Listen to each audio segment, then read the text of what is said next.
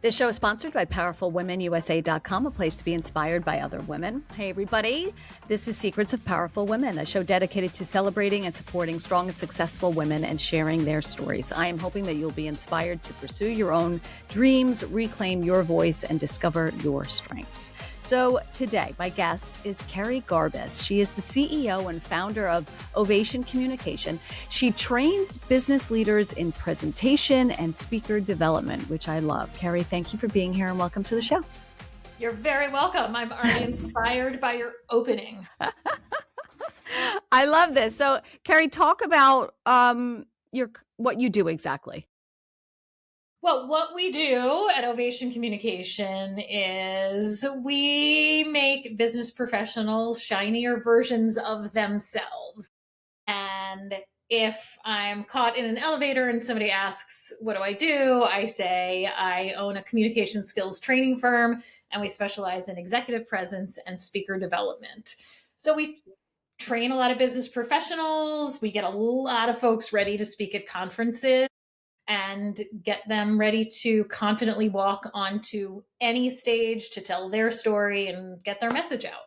Yeah, that's great. Now, so you mostly do business leaders, and the struggle is what? I mean, what do most people struggle with?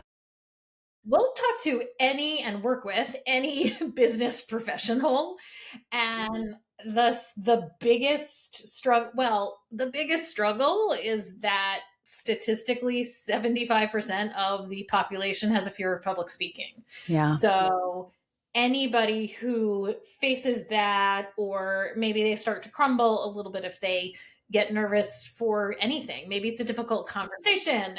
Maybe it's giving positive feedback, negative feedback, whatever it is, we'll get people ready to step on that stage, quote unquote, and get their message across effectively and engagingly.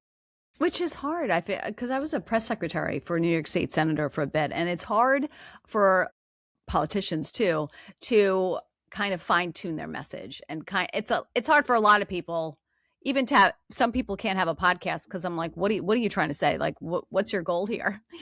Like, yes, right, yes. And some people can't even answer that question. So I'm assuming at your level, and it's business leaders, they already know kind of what they want to say. Sometimes. You'd be surprised. Okay, I saw that face. Like, you'd be surprised, Jill. You would be surprised because we might start with, why are you giving this presentation? Why are you getting up to speak? Versus, why is this an opportunity to speak versus handing over data versus showing somebody a video? Why are you talking at all? And we have to get beyond, well, I need to do this because for a promotion, or I'm getting paid to do it, or it's an assignment. We have to get beyond that. Yeah. Which is not easy, I would think. Not always easy. No. And people have all sorts of interesting hang-ups about speaking and rehearsing, and people love a lot of excuses. People love to, now this just sounds like I'm listing complaints, which I'm not. No, I don't. There's struggles. You're listing there's struggles. And that's, I think, common for people. For sure. Absolutely. And that there's procrastination is a huge issue. We see that across the board. So we'll get groups of speakers ready for conferences, 500-600 speakers for a gigantic conference. And the speaker managers, content managers are coming to us and saying, we can't get them to rehearse, so we're bringing in Ovation so that you will hold their hands and walk them through the rehearsal process. Because that is typically, when I talk to the leaders that are buying our services, it is that the biggest problem is people won't actually rehearse until the very, very last minute. I mean, have you ever, Jill, been on an airplane and sat, because I'm on airplanes a lot, and I always sit next to the person like putting their PowerPoint deck together for a presentation. Yeah. And of course, because this is what my company does, I'm like, what are you doing? Are you going to a dentist? Like, it's always a dentist or something. I'm like, what are you talking about? When is this presentation? And usually they're like, it's tonight or tomorrow. And I'm like, here's my card. Well, because I feel like sometimes, listen, when you're an expert and you know your craft, right? And you're like, I could just pop up there. I can just talk, right? And it's like, oh gosh, no. Yeah, you can't. Just come up with some sort of plan. Please, Yeah. just a little Yeah. bit like a baby Yeah. plan. We don't need a ton of time. Absolutely. We also get a lot of people who say, I'm better if I don't rehearse." And so our response to that is, let's try rehearsing productively. Let's try rehearsing with some goals. Because if you're better if you don't rehearse, then you're probably not rehearsing. You're probably just repeating, Mm, and you're repeating and compounding some bad habits, or some, I don't want to say bad, I'm going to say distracting habits yes. that can that makes you show up not in the way that you want to. Yeah. Right. All right. What would you say? Top 5 big problems that people have. And one of my pet peeves that I help people sometimes with is blinking. Some people don't blink, Yes. right? I have to Right. say, Andy Cohen doesn't blink when he's doing his show either, if you've ever noticed. Drives me bananas. No, now I'm going to notice Yeah, though. never. Yes. Yeah. That is Okay. weird. I was mesmerized by the camera. Okay, top 5 problems when people are presenting. Is that what I'm talking about? Yeah, sure. Yep. Go with it, Kerri. Just Okay, great. I just set myself up for that one. Fine. Okay. 1, we just talked about it, not rehearsing yeah. productively. Yeah. 2, memorizing script versus memorizing roadmap. Mm, 3, you're not blinking. I'm throwing that in for you, Jill. yeah. Thank you. I've never really thought about it before. 4, not rehearsing, not rehearse. 4, presenting with slides as your partner versus your backup dancer. Ooh. And I like 5, not telling any stories, not being yourself. Yeah, not lightening the venue. Yeah, with the story. Yeah. Oh, those are good. Those are good. So, I mean, all right, set us up here. Someone comes in, or like you said, they talk and they say, or that person on, let's say, the flight, right? How would you then go about, let's break this down. Like, how would you help them? Or I come into you, Kerri, and I say, I have a big speech tomorrow. I have a big speech tomorrow. No, end of the week. I need help. I feel like, Jill, you were the press secretary for the state of New York. Well, not Okay. a senator, not the whole Senator, state. excuse me. Yeah. And I was on TV for 20 years too. But I know. Yeah. Okay, so we're gonna pretend it's not you, and you're coming in and you have a speech. You have to give a presentation on Friday. Yeah. I'd Sure. be like, all right, great. Let's talk it through. Yeah. Why are we find your why? Yeah. Why are you doing Right. this? Who is the audience? What do you want them? What do you want to say? What do you want them to know? Mm-hmm. And then what do you want them to do? And ideally, how do you want them to feel after? That's our homework, right? That's our pre-work. And then we can start to outline, okay, great. Here are the things we want them to know. Here's what we want them to do. Let's add a strong attention grabber right at the top. Ideally, that's a story that's going to hook people in, something that's going to get people to look up from their phone and say, I'm in for something different. I'm going to pay attention to what Jill has to say. And how can we make it feel like a cohesive story so it has a nice flow? I'm doing, for those not watching, I'm doing a nice arc with my hand. And so it feels like we're going somewhere. And then how do we end it sort of with that mic drop moment of what do we want to leave them with? Which is powerful. I feel like very powerful at the end. Yeah. So we're going to outline it. And then I'm going to say, okay, let's say it out loud. And then we're going to get it on its feet. And then we're going to rehearse it. Yeah. You talk about business etiquette and emotional intelligence. You are an expert at that, Kerri. So what do you mean by business etiquette? Let's just start there. Business etiquette, and my credentials of business etiquette comes from the Emily Post Institute. And it is essentially ensuring that folks around you are comfortable. It's less about you and making sure. And the wonderful thing about etiquette, and certainly getting trained by the Emily Post Institute, is that the top goal is clear communication. And that's, so yes, I'm an etiquette geek. That's really my big interest of it, was also that the end goal is always clear, forward moving communication, Sure, and sure. making sure that you're treating everybody with respect, consideration, and honesty. Ooh, okay.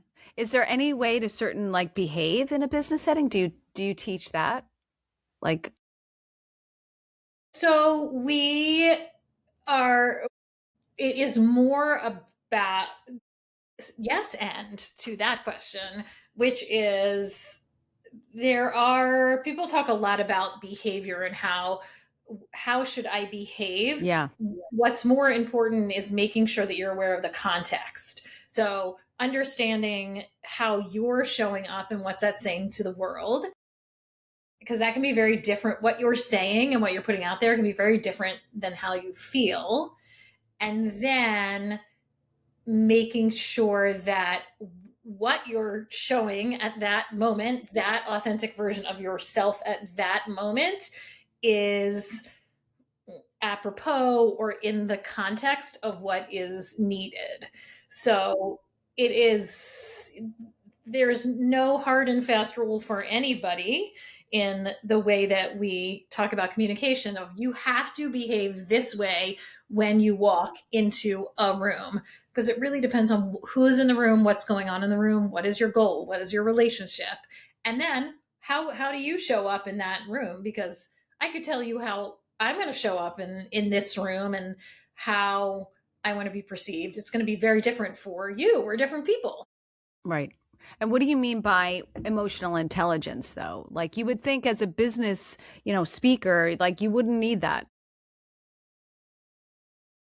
You're going to be a better speaker and a better communicator if you have some emotional intelligence. Emotional intelligence is having self-awareness, social awareness, self-management, and relationship Yeah. management. Yeah. If you want to think about it in those four quads, and it is a kind of the next step to what I talked about, is it is really deep diving into understanding the context, so that I can, so my message is going to resonate with my audience. That's the whole goal.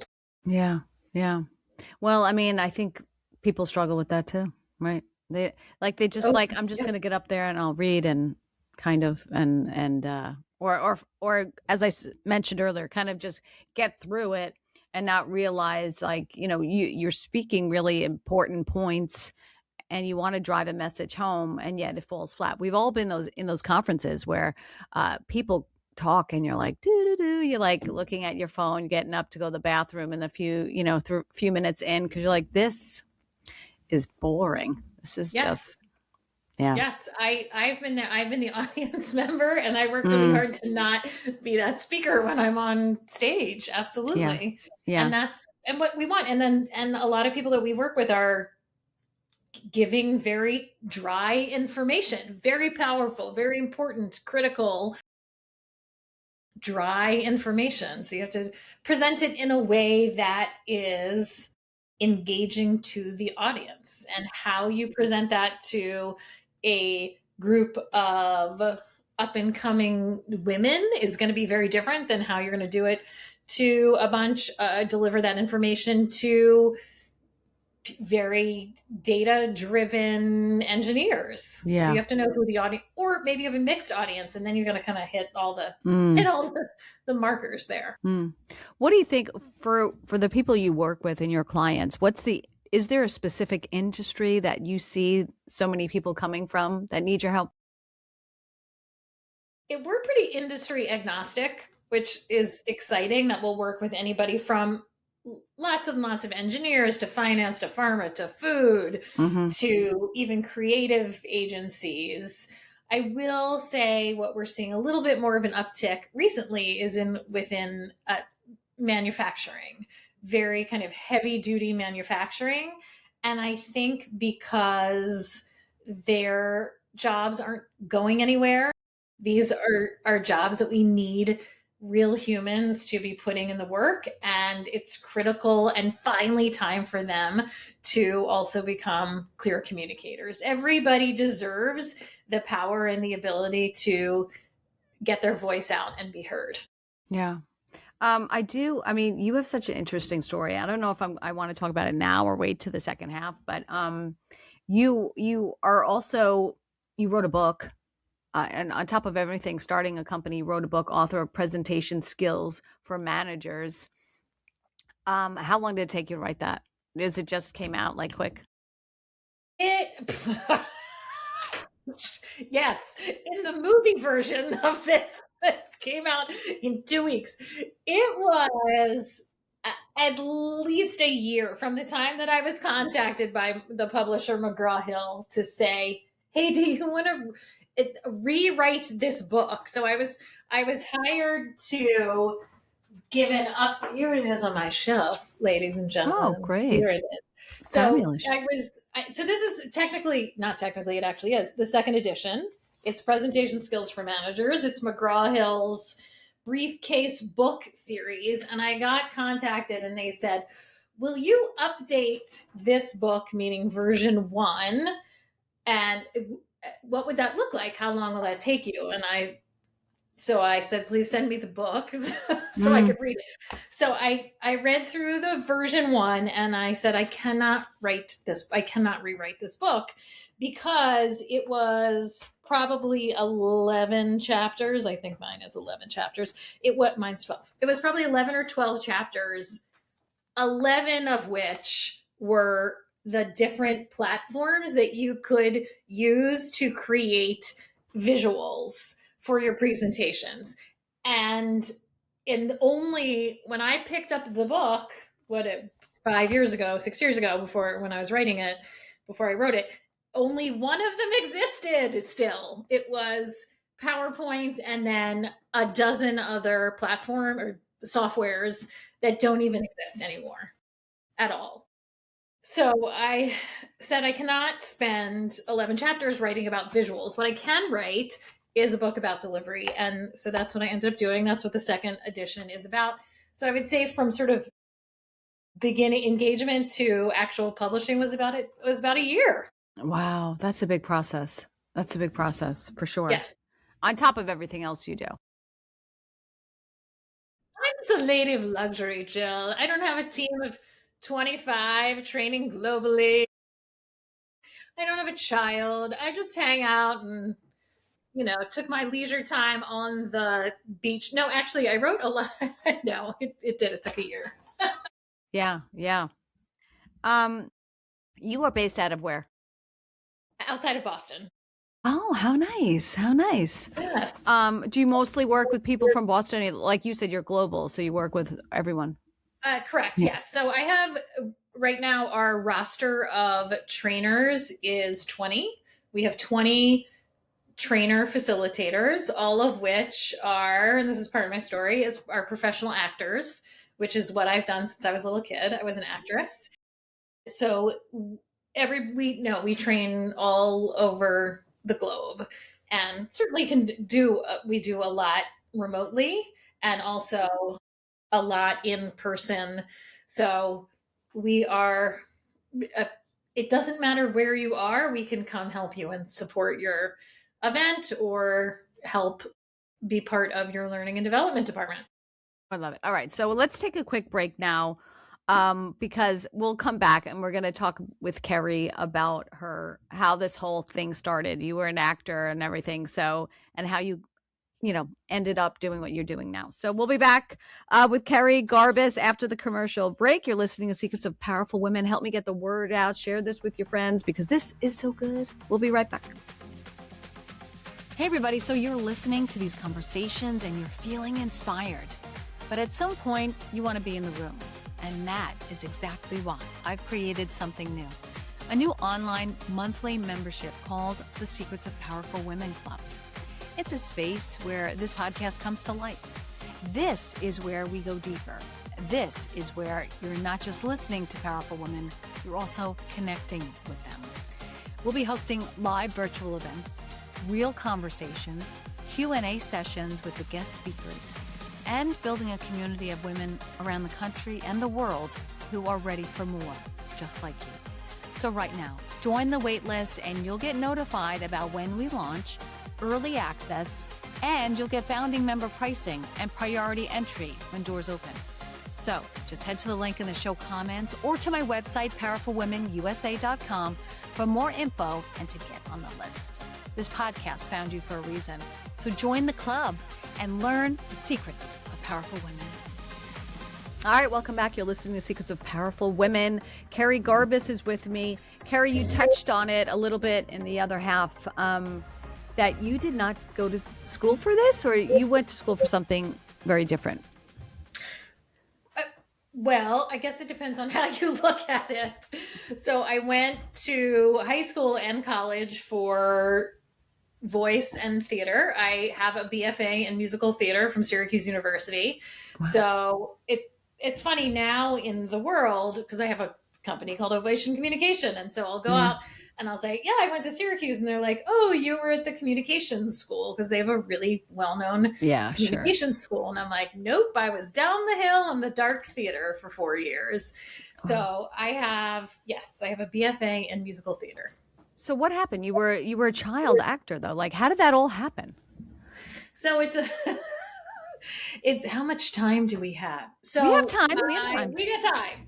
So here's what happened. I had been working professionally since I was a little kid and went to school for musical theater, went to New York City after school, and was working there and doing lots of really cool things. And being an actor is pretty tough. And so you have to have an in-between job. And I was doing the typical working at a restaurant, doing other bizarre side hustle things to make ends meet. And I needed a break. So I got a job. I wanted what I called a real job with real benefits. And so I got a sales job at one of the big blue chip payroll companies in Manhattan. And I started selling with kids. I was going to say kids. They were young adults who were a little bit younger than I was at the time. And they had all gone to business school or had accounting degrees. And here I was with a musical theater degree. And I start outselling everybody in the Manhattan office. And I also really didn't like selling payroll. I have to be honest. It wasn't my favorite thing in the world to do. It was a means to an end. Yeah. And so while I was there, I was asked to present to a group of CPAs that were coming to the office and given a really boring deck, an hour-long training on the fringe benefits of New York State. I didn't know anything about the fringe benefits of New York State. I was handed it the night before. I look at this deck and I'm like, this is dreadful. How do I get this engaging? And so I remember the evening before I went through it, I added in some stories and sort of tried to make it as engaging, this dry information as I could, so that when the 30 CPAs arrived at the office the next morning, they would actually want to be there and not just checking a box and getting their CPU credits or whatever that was needed at the time. And I gave the presentation. I felt really good about it. And I got rated higher than anybody else, any of the other payroll reps who had delivered training that day. And when we were all done, I thought, there's got to be something to this, that I'm the actor. And all I did was sort of make it into a story. And I added in some interesting personal stories and made it fun and engaging, while actually the subject matter experts fell a little flatter than I did. And so that became the first inkling of like, I think actors have important things to say to business professionals. And so all the way back then, I had the idea for the company and then started this company in 2011. Wow. Well, you glazed over how you became an actress. I mean, hello. Like, how did that happen? Like, did you want to when you were very little, or did your mom or dad or whomever say, you know what, I think you'd be a good, actress or something like, no, or I think my parents were terrified that I wanted to be an actor. I always I loved to, my very first thing was playing the piano, and I loved doing it. And I learned how to read music before I learned how to actually read. And Wow. so I was really drawn to music and singing. And when I was 5, my parents took and I grew up in Baltimore, and my parents took myself, my siblings, and I to see the national tour, the first national tour of Annie. So this was after Annie had gone out on Broadway, and Mhm. they do the big tour all around the big cities. And we happened to go out to dinner after the show at a restaurant, and the girls who played the orphans sat at the Wow. table next to us. Wow. And I got in a long conversation with the girl who played Molly, who is the littlest orphan. We were around the same age, and her name was Alyssa. I completely remember this all the way back then.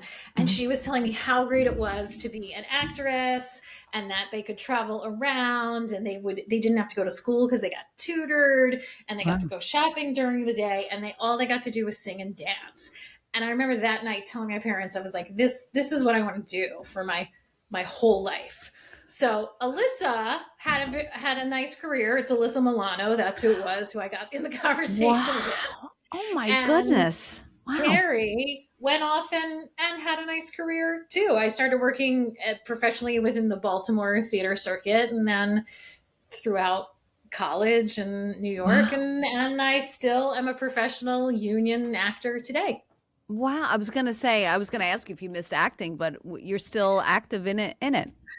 Yes, as much as possible. I mean, being a CEO of a, Yeah. of a company keeps me Yeah. a little busy, as I am not sitting on the beach as I pretended earlier. And so I am able to get back on stage when it's something that's exciting and makes sense with Mhm. the busy life of everything else. Yeah. So Well, yes. what's good? And Oh, and then that's what really made it important that all the trainers and facilitators that work for the company are professional Mhm. actors as well. Interesting. Interesting. So, what was the most interesting role that you've played on stage or on TV or whatever? I've done mostly stage, a little bit of film and television. The most interesting role, there's so many. Or the one you I loved, the one you really like. This is me. Like I love this. I would say that it was a more recent one. I've done this play twice. It's called I Love I Lost, I Made Spaghetti. Oh, It is a play by Jacques Lamar, and it's based on a book by Julia Malucci. And I had very nicely had the opportunity to meet Julia, and she said I wanted to write a book that was Sex in the City with food. oh, And that's what it was. So it's a coming of age of a woman who is finding herself in love and in the play, and it is a one woman play. So it wow. was me, all me, 2 hours talking, very similar to this podcast. Ha ha. Except I didn't have charming Jill on the other end. And I made a 4-course meal live on stage, including rolled out pasta and a Wow. homemade bolognese sauce that I served to 8 people that sat, like, paid extra and sat on the stage with me. And that was Wow. super duper fun. And that included, like, my home passion. Although I think professionally now, I am a professional chef now that Pretty much. Yes. I Yes. paid myself for that. So it included my passion of acting, Yeah. storytelling, food. It, like, checked all the boxes for me. Wow. Oh, that's really cool. That is very cool. Yeah. Wow. I love that. So, all right. So now the worst role you had. You don't have to name names. Maybe just Oh, oh, you could. I okay. mean, if you don't care. How I don't know if I want to throw these people under the bus Oh, publicly. okay. Okay, Okay. let's just say, how do I say this? I uh, I have been in a lot as an actor, and you can beautifully have relationships with writers and creators, and so they'll bring you in very early into the creative the creative flow of a Mm-hmm. musical or a play. So you're asked to, hey, we're going to do a reading of a new musical. We're going to, and some of them hit, and you see them go from like Mm-hmm. this little studio reading right in the corner of a dark room all the way up to a big stage. And then some of them do not Yeah. hit very much. I can say that I have been in a few that I knew were not good. I 100% gave it my all. And I'm like, I am going to commit to wearing this melon costume, All right. or I am going to commit to being this turtle with OCD who needs to wash their hands all the time. Like, I'm going to be the best at this role as I possibly Yeah. can, knowing I'm like, this is a pile of poo. Right. Right. Right. Well, I mean, you have to own it, I guess, right? I mean, right? You're So wait, before we go to a different topic, I wanted to ask you because there's probably women who say, my daughter wants to be a performer, or whomever wants to be, my granddaughter wants to be a performer on Broadway or whatever. So what advice would you give to them? It's hard. I I would say I love to tell people, depending on what age they are, Mm-hmm. go be a part of your school group. Get involved. If Mm-hmm. live theater is what you want to do, go get involved in live theater. And it doesn't have to be the big stage of New York, which is great. There's also fantastic in every community, city, tiny town that I visited. I always try to look and see what live theater is happening. I go to a lot of theater, and Mm-hmm. you can find a community group. You could do it at your religious organization. Go and do, and find a teacher you love and get some training. Mm-hmm. It is all, art is everywhere, Mm-hmm. and the important piece is to make it, Yeah. create that, and express yourself through singing, dancing, acting, whatever it is you want to do. Yeah. I don't know if that's Did, advice. well, no, it is. It's pursue it, and obviously it's very hard. So it's not like don't give up with the no's. I'm sure you've gotten yeses and no's throughout the whole process, which can be Oh yes, very I know. upsetting. Yes. Yeah, Oh yeah, yes. There's a ton of uh, uh, being getting rejected in business is as it was as getting rejected as an actor. And so I think it's made me stronger on both sides. No's are no's, and no's can be helpful. And mm, take the moment, cry in the corner, get up, go mm, and go do it again. Try something yeah. different. Is there a famous person that you met over the course of your life who you loved? Like was like your it's like oh my God, that person's so great. Famous to you or famous to me? Oh, I don't know. That's a tough question. I guess I don't know. Well, let's do two. I don't know. Okay. Famous to Famous you. famous to me. I mean, a lot of people know who this is. I don't know, Jill, if you will know who this is. I Okay, don't know your lay it affinity on me. for theater. There is a fantastic, uh, kind, warm, wonderful actor and singer, and her name is Liz Calloway. And I had the opportunity to meet her when I was in college, and she was I met her when she was doing Miss Saigon on Broadway. I stalked her after the show. I got a picture with her. I still have like the printed picture, and I began corresponding with her via Wow. letters. She is very, very well known in the musical theater world. Anybody, if you said that name to anybody, they'd be like, "Oh yeah, I know who Yeah. that is." Yeah. And so I absolutely love her, and still today follow her, and occasionally we'll get to message each other. Oh, that's lovely. I stalked one person after a show. Ooh, tell me No, more. I didn't know. It wasn't hardcore stalking. It was just waiting outside, right? It wasn't hardcore. Jack Wagner, when he was in Jekyll and Hyde. Oh yes. This was when he was in the heyday, right? And Oh yeah. I was like, oh my God, like I love you. Right? How can you Yeah, not love Jack Wagner? And yeah. then And Jekyll and Hyde was like the perfect venue. I saw Mm. David Hasselhoff in Jekyll and Hyde, and it Yeah. was amazing. And Yeah. then, so when there was another show in New York that was like Jekyll and Hyde, in that they brought in different stars, Hmm. and a it was a show where it was twin brothers who, it was called Blood Brothers, and it's twin brothers that get separated at birth, and one gets moved with gets placed with a really affluent family, and one kind of Oh, lives in the not the ah, best situation, right. and they meet later in life. And I Mhm. saw a production where it starred Sean Cassidy and David Cassidy, Oh, who wow. in real life are actually, I believe, step brothers. I Yes. Yeah. believe David Cassidy's mother is Sean Sure. Cassidy's stepmother, Okay. who is another famous actor, but that's a different story. Yeah. Yeah. Yeah. Anyway, so I got to see them at Wow.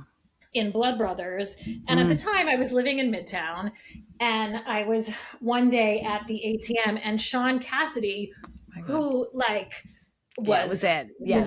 To do was run, run, run, to yeah, do run, run. Yeah. I mean, he was like the Benson Boone of my Yeah. childhood, right? Or Yeah. I, he was, I was behind him in line at the ATM, and I remember he turned around and he was like, "Oh, you're next," and I was like, "My 7-year-old self is really happy that Sean Cassidy just let me get to the ATM. Thank you so much." Wow. Wow. Wow. Wow. That's cool. That's cool. Oh, yeah. They're still kind of around, I think. Right? They're kind of. Oh, oh, Yeah. absolutely, yes. Yeah. Yeah. Yeah. I mean, they're alive, but I don't know if they're still performing. I think David Cassidy was at some point was performing the past 10 years or I so. believe Sean Cassidy is still performing, I because didn't know. I recently saw a thing of like he was in concert nearby, and I was like, I wonder if I should go up and see him. Oh my I God. didn't. I don't even know. I just sang that song, but I'm not 1,000% sure as I think about it that that was his song, but I feel like it That was. was his song. I had Okay. Jill. I had Yeah. the album. Yeah. I had the hardcore album. Unfortunately, David Cassidy did pass away Oh a few years ago. no. Oh Yeah. wow. I didn't know that. Okay. All right. Well, thanks for the update, Kerri. All right. You're So now, welcome. Anything else yeah. we want to No. cover? All right. So now let's get back to it. Let's talk about advice that you could give people listening. Let's say someone's listening to this at like, you know, on a plane and they have a presentation in 2 hours. What kind of advice would you give them? Go back in time. Okay, if you have a presentation in 2 hours, as more than think about nitty-gritty words, Hmm. think make sure you've got a strong outline.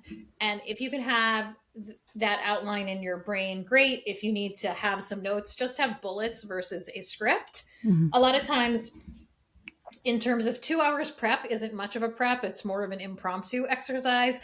And if you can simply think about hitting 3 marks, that can come across very easily as a cohesive presentation, because of the direct connection to storytelling, beginning, middle, and end. Mhm. If you can tell 3 things, if you said, "Hey Kerri, can you get up and talk about, I don't know, Sean Cassidy," I might I might get up and say, "Okay, I'm going to talk about his beginning as a pop star, and then his trip to Broadway, and now what he's doing now." Yeah. So Yeah. that was a terrible example. And as long as you have 3 strong, clear bullets to talk about in your brain, you've got something to follow and execute on in a presentation. Perfect. Perfect. And let's talk now about we spoke briefly in the break about you wanted to touch on language women that women say that men feel they shouldn't say or something, or that's talk about that. It is, I'm not sure why. Statistically, there are some words that women use more often than men do.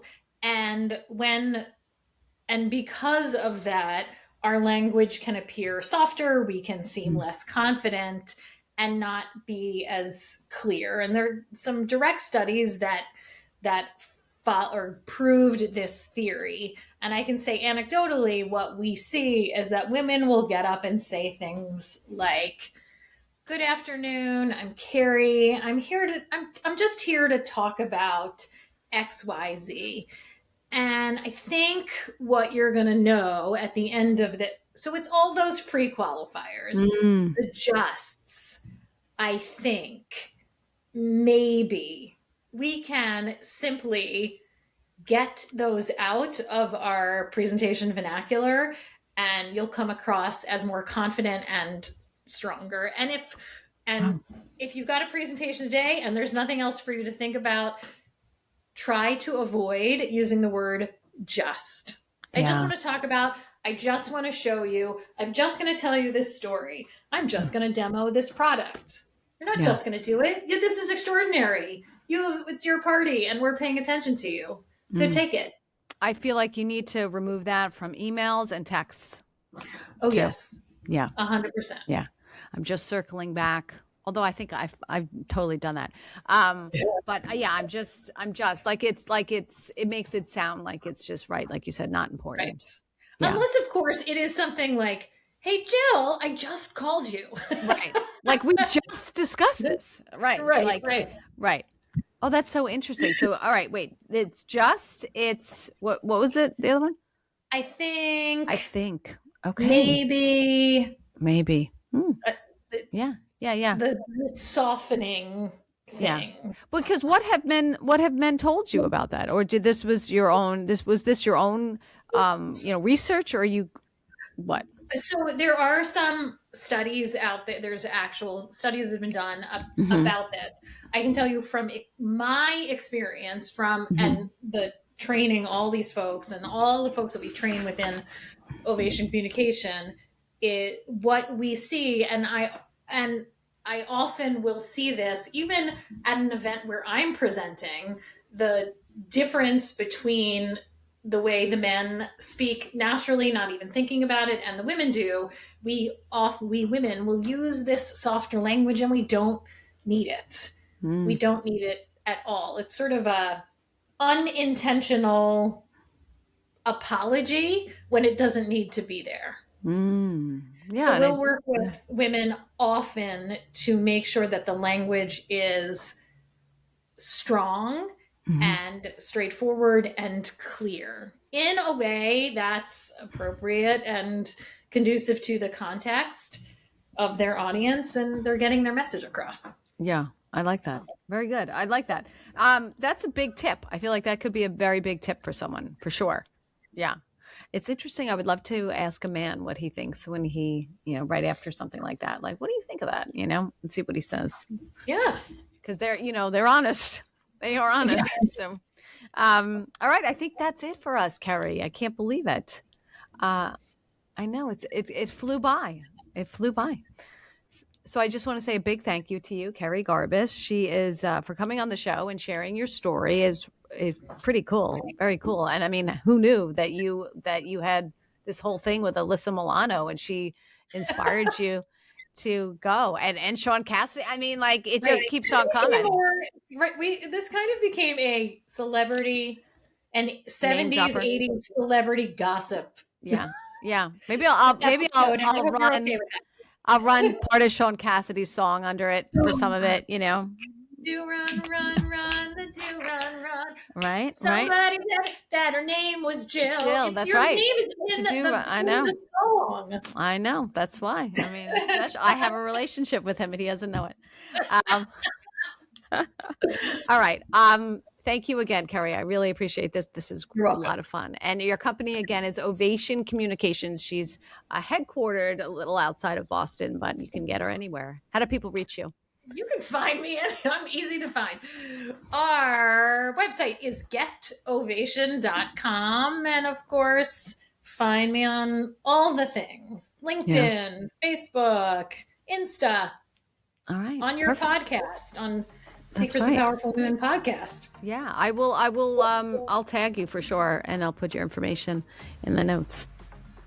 All right. I'm Jill Conway. Thank you for listening to the show celebrating incredible women like Kerri. I hope you're inspired to pursue your own goals, dream bigger, and believe in yourself. Your voice matters and your story can help others. So I hope you join us next time. Share this podcast with a friend and follow us on Instagram. Thanks, everybody. Thank you, Kerri. You're welcome.